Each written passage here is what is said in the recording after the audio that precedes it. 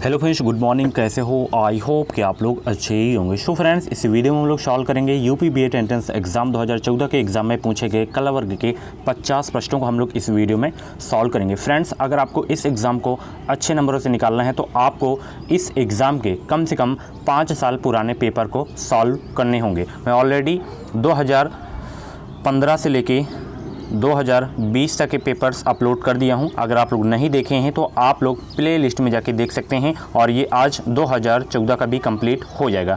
Total मैं 10 साल का पेपर में सॉल्व करवा दूंगा। अगर आप लोग 10 साल के पेपर्स को अच्छे से सॉल्व कर लेते हैं तो बहुत ही हेल्प मिलेगी। टोटल जो है 2000 क्वेश्चंस इसी में से हो जाएंगे केवल। और जैसे आप लोग 2015 का पेपर सॉल्व कर रहे हैं तो आपको जो है 2015 में जो क्वेश्चंस पूछे गए थे वही क्वेश्चंस आपको 2021 में भी कुछ क्वेश्चंस आपको देखने को मिलेंगे। तो प्रीवियस ईयर क्वेश्चंस को सॉल्व करने के बहुत फ़ायदे होते हैं। उसमें आपको पता चलता है कि किस लेवल के क्वेश्चंस पूछे जाते हैं, किस टॉपिक से ज़्यादा क्वेश्चंस पूछे जाते हैं, और वही क्वेश्चंस जो हैं बार बार हर वर्ष रिपीट होते रहते हैं। तो ध्यान से आप लोग इस पूरे वीडियो को देखिएगा। 50 प्रश्नों को आपको नोट कर लेना है अच्छे से। PDF टेलीग्राम से प्राप्त कर लीजिएगा अभी आधे घंटे बाद। तो चलिए स्टार्ट करते हैं। सबसे पहला क्वेश्चन ये है, दशवंत एवं बसावन किसके दरबार के चित्रकार थे? 4 ऑप्शन आपके सामने दिए गए हैं। जो भी इस क्वेश्चन का राइट आंसर हो आप लोग कमेंट बॉक्स में फटाफट बताने का प्रयास करें। तो दशवंत एवं बसावन किसके दरबार के चित्रकार थे? तो ये थे अकबर के दरबार के जो है चित्रकार थे दशवंत एवं बसावन। ऑप्शन जो है सी करेक्ट होगा इस क्वेश्चन का राइट आंसर। अगला प्रश्न आप लोग यहाँ पे देख सकते हैं जो कि कॉमन क्वेश्चंस है और इम्पॉर्टेंट क्वेश्चन है आपके एग्जाम के लिए। अक्सर एग्जाम में ये वाला क्वेश्चन रिपीट होता रहता है। नालंदा विश्वविद्यालय की स्थापना किसने की थी? तो नालंदा विश्वविद्यालय की स्थापना किसने की थी? कमेंट बॉक्स में फटाफट बताने का प्रयास करें। तो नालंदा विश्वविद्यालय की जो स्थापना की गई थी वो की गई थी कुमार गुप्त के द्वारा। ऑप्शन जो है बी करेक्ट होगा इस क्वेश्चन का right answer. Most important question है आपके एग्जाम के लिए। अगला प्रश्न आप लोग यहाँ पे देख सकते हैं, बंग भंग आंदोलन के समय कांग्रेस के अध्यक्ष कौन थे? फटाफट बताने का प्रयास करें, इसका राइट आंसर क्या होगा। बंग भंग आंदोलन के समय कांग्रेस के अध्यक्ष कौन थे? तो उस समय जो कांग्रेस के अध्यक्ष थे वो थे Gopal Krishna Gokhale. Option B correct होगा इस क्वेश्चन का राइट आंसर।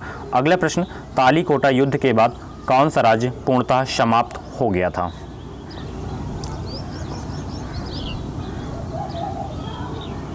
तो तालीकोटा युद्ध के बाद जो है जो राज्य था वो पूर्णतः समाप्त हो गया था, वो था आपका विजयनगर राज्य जो है पूर्णतः समाप्त हो गया था तालीकोटा युद्ध के बाद। ऑप्शन बी करेक्ट होगा इस क्वेश्चन का राइट आंसर। अगला प्रश्न आप लोग यहाँ पे देख सकते हैं। क्वेश्चन ये है, ताजमहल की डिजाइन तैयार करने वाला वास्तुकार कौन था? तो वो वास्तुकार थे उस्ताद ईसा। ऑप्शन बी करेक्ट होगा इस क्वेश्चन का राइट आंसर। अगला प्रश्न, 78 ईसा से प्रारंभ होने वाले शक संवत का संस्थापक कौन था?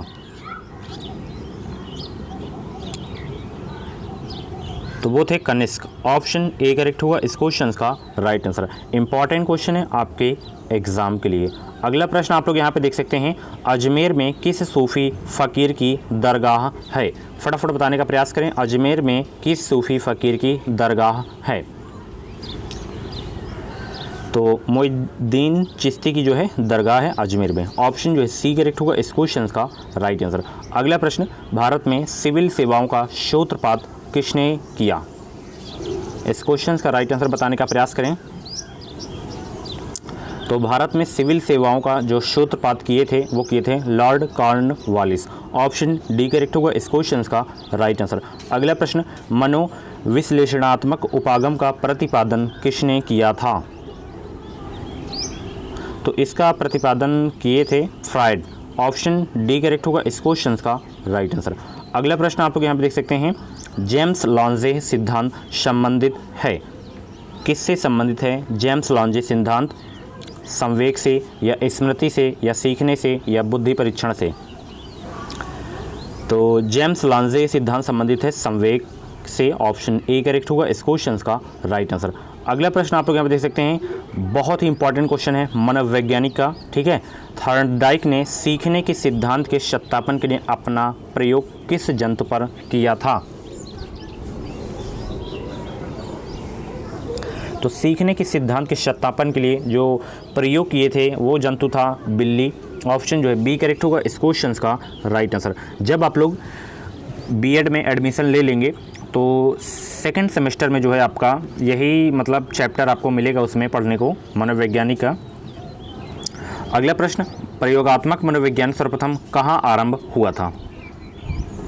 तो प्रयोगात्मक मनोविज्ञान सर्वप्रथम कहाँ आरंभ हुआ था? जर्मनी में। ऑप्शन बी करेक्ट होगा इस क्वेश्चन का राइट आंसर। फ्रेंड्स मैं आपको बता दूं, अगर आप लोगों को 2021 में बीएड करना है तो आप लोग इस चैनल से जुड़ जाइए। चैनल को सब्सक्राइब करके बगल में बेल आइकन को ऑल पे प्रेस कर लीजिएगा ताकि हर एक वीडियो को नोटिफिकेशन आपको समय समय से मिलता रहे। अगला प्रश्न, बुद्धि लब्धि का सूत्र किस मनोवैज्ञानिक ने दिया था? तो बुद्धि लब्धि का जो सूत्र का सिद्धांत दिए थे वो आपके मनोवैज्ञानिक थे बिने। ऑप्शन जो है ए करेक्ट होगा इस क्वेश्चन का राइट आंसर। अगला प्रश्न, मानव व्यवहार में परिवर्तन निम्नलिखित में से किस पर निर्भर हैं? फटाफट बताने का प्रयास करें, इस क्वेश्चन का राइट आंसर क्या होगा? तो मानव व्यवहार में परिवर्तन निम्नलिखित में से किस पर निर्भर है? आयु पर निर्भर है। ऑप्शन जो है ए करेक्ट होगा इस क्वेश्चन का राइट आंसर। आप लोग लास्ट में अपना स्कोर जरूर बताया करें। 50 प्रश्न में से आपके जितने भी क्वेश्चंस करेक्ट होते हों, नाम स्कोर जरूर कमेंट बॉक्स में टाइप करके बताया करें। अगला प्रश्न, संवेदना ज्ञान की पहली सीढ़ी है, यह किसका विकास है, ये आपको बताना है। तो संवेदना ज्ञान की पहली सीढ़ी है, ये क्या है? मानसिक विकास है। ऑप्शन जो है ए करेक्ट होगा इस क्वेश्चन का राइट आंसर। अगला प्रश्न, जॉन डीवी के अनुसार विद्यालय एक क्या है?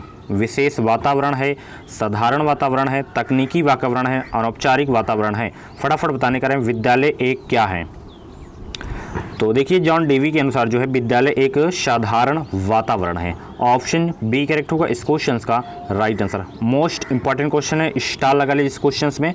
अगला प्रश्न आप लोग यहाँ पे देख सकते हैं, ग्रीक दर्शन का सूत्र वाक्य है। फटाफट बताने का प्रयास करें। तो ग्रीक दर्शन का सूत्र वाक्य क्या है? इसका जो सूत्र वाक्य है वो है आश्चर्य करो ताकि तुम जान सको, यही इसका सूत्र वाक्य है। ऑप्शन ए करेक्ट होगा इस क्वेश्चन का राइट आंसर। अगला प्रश्न आप लोग यहाँ पे देख सकते हैं, पश्चिमी दर्शन में धर्म को माना गया है। पश्चिमी दर्शन में धर्म को क्या माना गया है? तो पश्चिमी दर्शन में जो है धर्म को जो माना गया है वो माना गया है व्यवहारिक। ऑप्शन बी करेक्ट होगा इस क्वेश्चन का राइट आंसर। अगला प्रश्न, पुनर्जन्म की धारणा पर किस व्यवस्था में बल दिया जाता है? तो वर्ण व्यवस्था पर जो है बल दिया जाता है। ऑप्शन जो है ए करेक्ट होगा इस क्वेश्चन का राइट आंसर। अगला प्रश्न आप लोग यहाँ पे देख सकते हैं, उपयोगितावाद का चरम उद्देश्य है। फटाफट बताएं उपयोगितावाद का चरम उद्देश्य क्या है? तो इसका जो चरम उद्देश्य है वो है आपका अधिकतम सुख की प्राप्ति। ऑप्शन ए करेक्ट होगा इस क्वेश्चन का राइट आंसर। अगला प्रश्न आप लोग यहाँ पे देख सकते हैं, आधुनिक युग में सर्वप्रथम किस अंग्रेज दार्शनिक ने उपयोगितावाद पर विचार रखे थे? एक बार फिर से क्वेश्चन रिपीट कर रहा हूँ, आधुनिक युग में सर्वप्रथम किस अंग्रेज दार्शनिक ने उपयोगितावाद पर विचार रखे थे? तो वो जो अंग्रेज दार्शनिक थे वो थे डेविड ह्यूम। ऑप्शन जो है ए करेक्ट होगा इस क्वेश्चन का राइट आंसर। अगला प्रश्न, रेने डेकार्ट के बुद्धिवाद को किस नाम से जाना जाता है? फटाफट इस क्वेश्चन का सही जवाब दें। रेने डेकार्ट के बुद्धिवाद को किस नाम से जाना जाता है? तो इनके बुद्धिवाद को जो जाना जाता है गणित शास्त्री बुद्धिवाद के नाम से जाना जाता है। ऑप्शन बी करेक्ट होगा इस क्वेश्चन का राइट आंसर। अगला प्रश्न आप लोग यहाँ पे देख सकते हैं, आधुनिक समाजवादी विचारधारा का पिता कौन है? तो आधुनिक समाजवादी विचारधारा का जो पिता है वो है Karl Marx. Option B correct होगा इस क्वेश्चन का राइट आंसर। अगला प्रश्न आप लोग यहाँ पे देख सकते हैं, कल्चर एंड सोसाइटी नामक पुस्तक के लेखक का नाम क्या है? फटाफट बताने का प्रयास करें, कल्चर एंड सोसाइटी नामक पुस्तक के लेखक का नाम क्या है? तो कल्चर एंड सोसाइटी नामक पुस्तक के जो लेखक हैं वो हैं मैरिल एवं एल्ड्रिच। ऑप्शन जो है सी करेक्ट होगा इस क्वेश्चन का राइट आंसर। अगला प्रश्न आप लोग यहाँ पे देख सकते हैं, प्राप्त तथ्यों को समान विशेषताओं के आधार पर विभिन्न वर्गों में व्यवस्थित करना क्या कहलाता है? तो वह कहलाता है वर्गीकरण। ऑप्शन जो है सी करेक्ट होगा इस क्वेश्चन का राइट आंसर। इंपॉर्टेंट क्वेश्चन है आपके एग्जाम के लिए। अगला प्रश्न, निम्नलिखित में से किस समूह से हम मान्यता, निष्ठा और सहायता की अपेक्षा रखते हैं? वह कौन सा समूह है? अंतः समूह, प्रकार्यात्मक समूह, प्रकल्प समूह, गेसिल समूह। कौन सा समूह है? तो वो जो समूह है आपका वो है अंतः समूह। ऑप्शन जो है ए करेक्ट होगा इस क्वेश्चन का राइट आंसर। अगला प्रश्न आप लोग यहाँ देख सकते हैं, छुओ और जाओ का संबंध किस समूह की विशेषता है? द्वितीयक समूह, प्राथमिक समूह, अर्ध प्राथमिक समूह, आभासी समूह। फटाफट बताएं किस समूह की विशेषता है छुओ और जाओ का संबंध? तो ये है द्वितीयक समूह का। ऑप्शन ए करेक्ट होगा इस क्वेश्चन का राइट आंसर। अगला प्रश्न आप लोग देख सकते हैं, रेडिकल सोशियोलॉजी ने किस उपागम को अपना केंद्र मानकर बुद्धिजीवियों, विद्यार्थियों और निग्रोज को आकर्षित किया है? तो वो जो उपागम है संघर्ष उपागम। ऑप्शन जो है बी करेक्ट होगा इस क्वेश्चन का राइट आंसर, ऑप्शन डी। अगला प्रश्न आप लोग यहाँ देख सकते हैं, दुर्खीम किस विद्वान के विचारों से सबसे अधिक प्रभावित था? मोस्ट इंपॉर्टेंट क्वेश्चन है आपके एग्जाम के लिए। तो दुर्खीम जो है किस विद्वान के विचारों से सबसे अधिक प्रभावित था? तो वो जो विद्वान थे वो थे ऑगस्ट कॉम्टे। ऑप्शन जो है ए करेक्ट होगा इस क्वेश्चन का राइट आंसर। अगला प्रश्न, भारत में पंचवर्षीय योजनाओं की संकल्पना प्रस्तुत की गई है, किसके द्वारा प्रस्तुत की गई है पंचवर्षीय योजनाओं की संकल्पना? तो ये प्रस्तुत की गई थी जवाहरलाल नेहरू के द्वारा। ऑप्शन जो है बी करेक्ट होगा इस क्वेश्चन का राइट आंसर। अगला प्रश्न आप लोग देख सकते हैं, राज्य की उत्पत्ति का कौन सा सिद्धांत सर्वाधिक मान्य है? तो राज्य की उत्पत्ति का कौन सा सिद्धांत सर्वाधिक मान्य है? वो है आपका विकासवादी सिद्धांत। ऑप्शन डी करेक्ट होगा इस क्वेश्चन का राइट आंसर। अगला प्रश्न आप लोग देख सकते हैं, निम्नलिखित में से किसको डॉक्टर अंबेडकर ने संविधान का आत्मा कहा है? फटाफट बताने का प्रयास करें, इसका राइट आंसर क्या होगा। कॉमन क्वेश्चंस हैं और बहुत ही इंपॉर्टेंट क्वेश्चन है, अक्सर एग्जाम में ये क्वेश्चन रिपीट होता रहता है। तो संविधान का आत्मा किसे कहे थे? डॉक्टर अंबेडकर जी। तो संवैधानिक उपचार का अधिकार को जो है संविधान का आत्मा कहे थे डॉक्टर अंबेडकर जी ने। ऑप्शन जो है सी करेक्ट होगा इस क्वेश्चन का राइट आंसर। अगला प्रश्न देखते हैं। अगला प्रश्न आप लोग ये देख सकते हैं, फेबियन समाज की किसकी संस्था है? फेबियन समाज किसकी संस्था थी? तो फेबियन समाज किसकी संस्था थी? ये संस्था थी बुद्धिजीवियों की। ऑप्शन जो है ए करेक्ट होगा इस क्वेश्चन का राइट आंसर। अगला प्रश्न आप लोग देख सकते हैं, कौन से संवैधानिक संशोधन के अंतर्गत भारत में पंचायत राज्य को संवैधानिक आधार प्रदान किया गया है?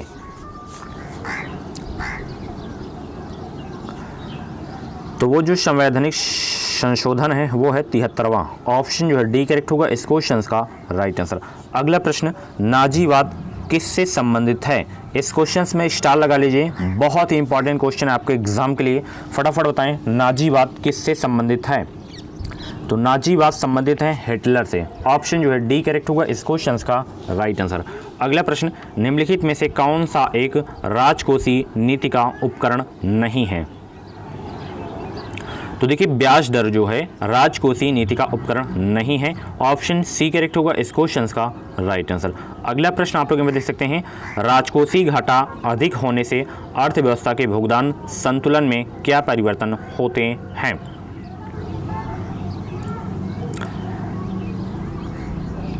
तो क्या परिवर्तन होते हैं? प्रतिकूलता में जो है वृद्धि हो जाती है। ऑप्शन ए करेक्ट होगा इस क्वेश्चन का राइट आंसर। अगला प्रश्न यहाँ पे देख सकते हैं, केन्स के अनुसार अति उत्पादन और बेरोजगारी का मुख्य कारण है? काफ़ी इंपॉर्टेंट क्वेश्चन है। तो केन्स के अनुसार जो है अति उत्पादन और बेरोजगारी का जो मुख्य कारण है वो है कुल मांग में कमी। ऑप्शन जो है सी करेक्ट होगा इस क्वेश्चन का राइट आंसर। अगला प्रश्न, किसी राष्ट्र के आर्थिक कल्याण की दृष्टि से कौन सा बाजार सर्वोत्तम है? तो वो जो आपका बाजार है सर्वोत्तम है वो है पूर्ण प्रतियोगिता। ऑप्शन सी करेक्ट होगा इस क्वेश्चन का राइट आंसर। अगला प्रश्न, कपार्ट का संबंध है? कपार्ट का संबंध किससे है? तो कपार्ट का जो संबंध है वो है ग्रामीण कल्याण कार्यक्रमों की सहायता व मूल्यांकन से। ऑप्शन जो है ए करेक्ट होगा इस क्वेश्चन का राइट आंसर। अगला प्रश्न आप लोग देख सकते हैं, नवीन कल्याणवादी अर्थशास्त्र के जन्मदाता कौन हैं? तो नवीन कल्याणवादी अर्थशास्त्र के जो जन्मदाता हैं वो हैं पेरेटो। ऑप्शन जो है बी करेक्ट होगा इस क्वेश्चन का राइट आंसर। अगला प्रश्न, पृथ्वी की आंतरिक संरचना के विषय में सबसे महत्वपूर्ण जानकारी हम किससे प्राप्त कर सकते हैं?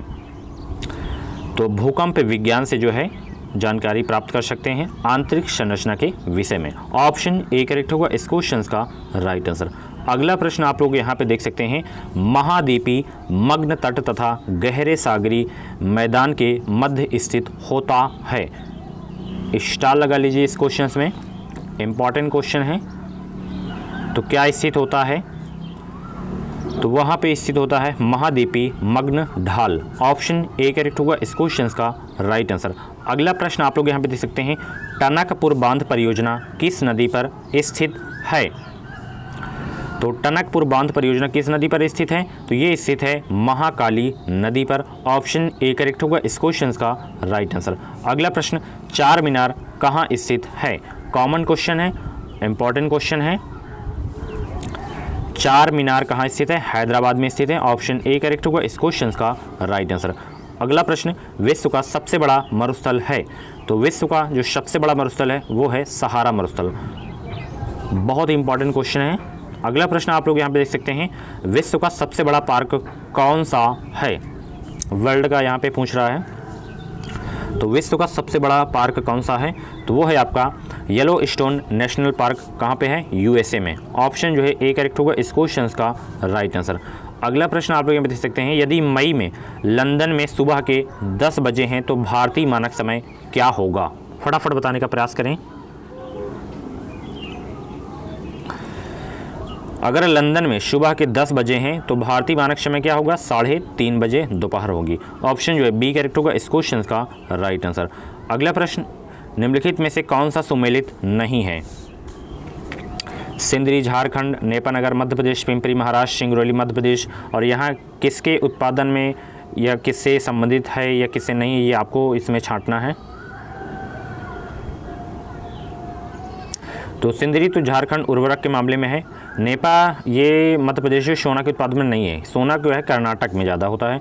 पिंपरी महाराष्ट्र एंटीबायोटिक और सिंगरौली मध्य प्रदेश में कोयला। ऑप्शन बी करेक्ट होगा इस क्वेश्चन का राइट आंसर, यानी कि जो सुमेलित नहीं है नेपा नगर मध्य प्रदेश सोना के लिए। अगला प्रश्न जो कि इस वीडियो का लास्ट प्रश्न है, पाट भूमि पाई जाती है किस मैदान में, किस भूमि में पाई जाती है पाट भूमि, ये आपको बताना है। तो पाट भूमि जो पाई जाती है वो पाई जाती है छोटा नागपुर में। ऑप्शन डी करेक्ट होगा इस क्वेश्चन का राइट आंसर। तो फ्रेंड्स ये थे आपके 2014 के एग्ज़ाम में पूछे गए कला वर्ग के top 50 questions. Same to same आपके एग्ज़ाम का पैटर्न ऐसे ही आएगा 2021 में भी। ऐसे ही आप लोग डेली अपनी तैयारी करते रहें, अच्छा खासा आप लोग स्कोर करेंगे। चैनल से जुड़े रहें, चैनल को सब्सक्राइब करके बगल में बेल आइकन को ऑल पे प्रेस कर लीजिएगा। आपको इस चैनल के माध्यम से निश्चित ही मदद मिलेगी। बीएड से रिलेटेड अगर आपको मन में कुछ डाउट है तो आप लोग कमेंट बॉक्स में अपनी क्वेरी कर सकते हैं। मिलते हैं अगली वीडियो पे। इस वीडियो को लाइक और शेयर करना ना भूलें। Thank you.